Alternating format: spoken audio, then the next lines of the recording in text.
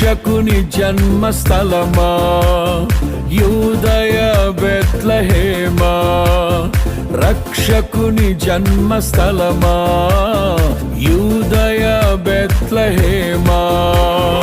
ఆరాధనలకు ఆరంభమా, హృదయార్పణలకు నివాసమా, ఆరాధనలకు ఆరంభమా, హృదయార్పణలకు నివాసమా.